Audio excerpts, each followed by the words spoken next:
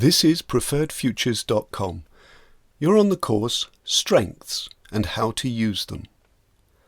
This is Lesson 2, Using Your Strengths.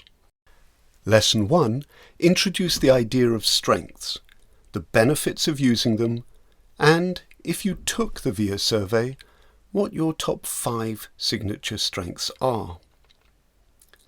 This lesson explores what those strengths might look like in daily life and how to use them in the right measure. Although the study of strengths started over 70 years ago, the dynamics of character strengths remains a new area. Lesson 1 covered the fact that strengths are enjoyable and feel as if our energy levels are being raised, and that our weaknesses tend to be the opposite. When we use those skills to approach challenges, we find the experience draining and we find that we don't perform as well. The previous lesson also introduced the idea that most people have most of the 24 strengths, just in different measures. So actually, one person's signature strength can be another's weakness. Strengths, as strange as it sounds, can be a weakness. And not just comparing between people, but also within an individual. Each of our personality strengths have what researchers call a shadow side, which basically means using the strength in the wrong place or at the wrong time. Sometimes overplaying or underplaying a strength can lead to problems. Take, for example, a Sherlock Holmes type personality. That person may have the signature strengths of curiosity, perseverance and judgment, and can use them to ask questions that drill down to the causes of failure in a system, perhaps at work. In that case, those talents can contribute powerfully to the workplace and the firm's objectives. However, if that person's analytical capacities lead them to bore people with persistent questioning at a party, then they are using their signature strengths in an unhelpful or shadow way. One way of looking at character strengths is to place each strength on a continuum in which too much of a strength in a particular context becomes overuse, too little is underuse, and at the centre is the strength zone, or optimal expression of the strength. Kind of like Goldilocks finding the porridge or the chair that's just right for her. At this point, you might be asking, isn't that just common sense, the right skill at the right time?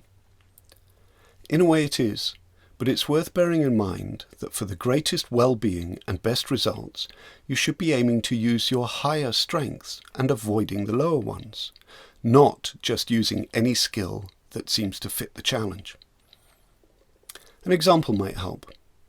Let's say Sam needs help applying for a new job. Sam is very creative, has lots of zest in their approach to life, and this is topped off with a good dose of bravery. The result is that Sam has created a rather too zany video that they want to include in their application. Joe, a friend, is sure that the video will scupper Sam's chances of success, but is afraid to say so. Joe is high on judgment and honesty. However, Joe also scores so low on bravery that they are too nervous to tell Sam directly. Trying to push the honesty and judgment through often makes Joe clam up, and so they sound judgmental and critical. And this isn't going to help Sam. Joe, however, has another signature strength up their sleeve, and this is humour. By laughing out loud and appreciating the video honestly, Joe can tell Sam that, although it's a great piece of acting, it might be a little over the top for this occasion. So, Joe has been able to use the right strengths at the right time, in the right way. The best way, then, to use our strengths in day-to-day life is to be aware of them. If you are mindful of what your character strengths are, and also aware of when they have created difficulties for you in the past, you can start to explore ways you can increase or decrease their use in different situations to create the outcomes you want. The activities in this lesson are aimed at achieving that. Activity 2 encourages what psychologists call strength spotting, which is pretty much what it sounds like. And the third concerns strength regulation, getting the measure right. Simple and easy are not the same thing, and this can be seen especially in strength spotting.